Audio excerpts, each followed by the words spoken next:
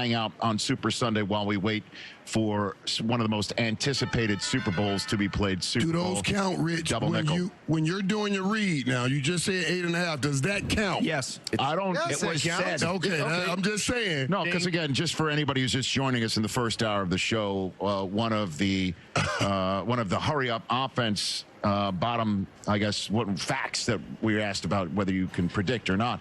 Interestingly enough, it had nothing to do with either something called an over or an under, even though this particular prop bet is just for the truck that I'm going to keep mentioning the number of times that the show is, how long it is. But I think that means with derision or sarcasm, right? Not just me. How long's the show? I'm a professional. People have to know how long the show is. It is. Sorry? Say it. It's 8.5 hours. Mark that down. What are we up to right now?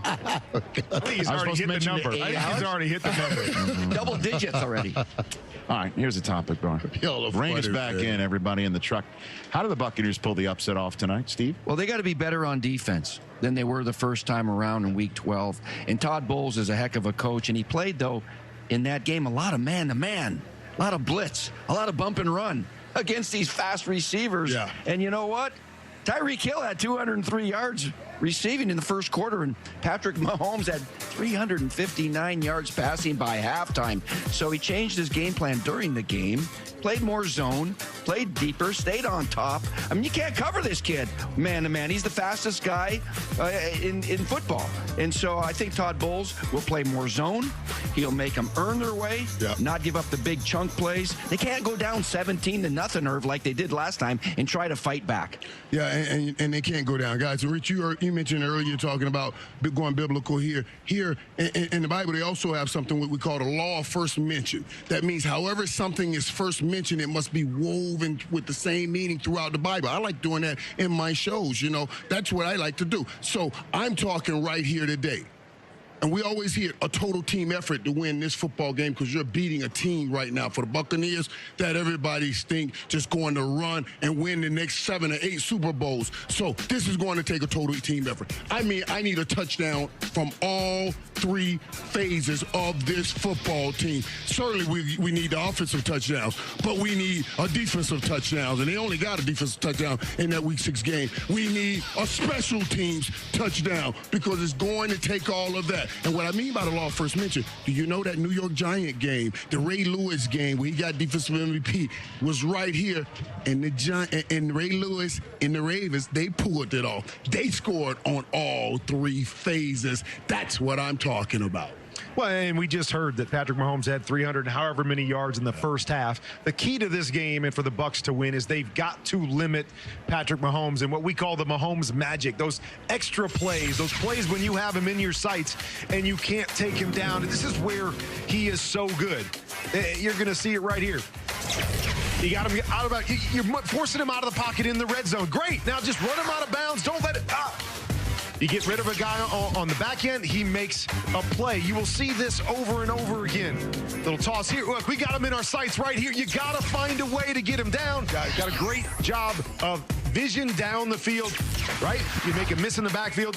I know I'm going to make a chunk play because I know where my guys are down the field. You see it over and over again. This is my favorite play of the playoffs so far. Buffalo did everything right. We got a zone dog. We got everybody covered. We got a guy free hitter at Patrick Mahomes. Woo, I'm going to slip that guy. I'm going to throw it to my guy, Travis Kelce, behind him. That is what you have to avoid.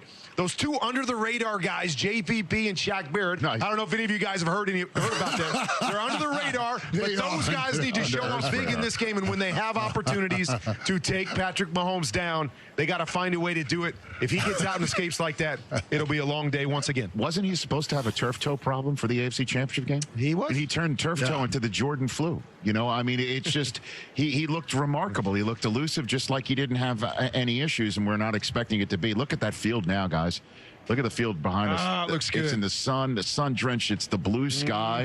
Look at Super Bowl 55 at Raymond James Stadium. If we could only just snap this moment and teleport it to 6:30 tonight Eastern time, we'll have a nice night. For Tom Brady's first Super Bowl in New England way back in 2001, his teammate is one of our own, Willie McGinnis. They were also teammates on the last team to go back-to-back 2003 and 2004. So once again, Willie McGinnis, thanks to Tom Brady going so deep in the playoffs, has earned himself another plane ticket for our Super Sunday in person. Good to see you with Colleen Wolfe. Happy Super Sunday to both of you, too.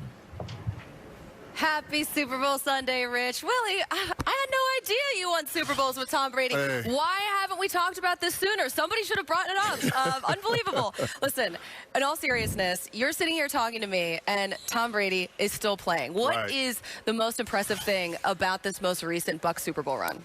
I would think, first of all, when you have a player in that position, the most important position on the field, switch to another team, to another city. You're in a new environment, a new locker room with new players that don't really come from the culture and the blueprint that you came from for so many years. And then no offseason, okay? No preseason, no continuity with your receivers, running backs, your offensive system, your offensive coordinator. Everything was pretty much virtual. And to be able to fight your way through the season, there were some ups and downs, there were some bad plays, and a lot of people questioned the Bucs when they were 7-5. But to position yourself at the end of the year to play in the NFC Championship and then go on to the Super Bowl is one of the most impressive things, Colleen, I've seen. Like, you have to have time with your teammates and the players and to be able to put all this stuff together and to not be able to do that and find yourself in a Super Bowl with everything being new. Everything being new is super impressive. As you said, no offseason. He's getting kicked out of parks. He's walking into the wrong house. He's in a new system. He's risking it with biscuits all over the place now. I mean, this is totally new for him in this scenario here in Tampa. But here he is, same guy, just different team. And if you know anything about Tom, the one thing he is he loves to prepare. He loves preparation. So when he doesn't have that time, when he can't go to the mountains with all the guys, when he can't go out to the local school or field and play and have those practice reps and be on the same page so you can learn the players' instincts and how they move, because everybody's different. Like, he's anal about those type of things, and he didn't have that. It's really impressive. You can see his timing now really coming together with the running backs as well. All of it now really at the perfect time. So we'll see what happens today. We're excited, and we can't wait to hear from Kim Jones, who we're sending it out to right now, who's standing by at the Bucs team hotel. Kim. Colleen, thanks so much. You know, we have a Super Bowl first today.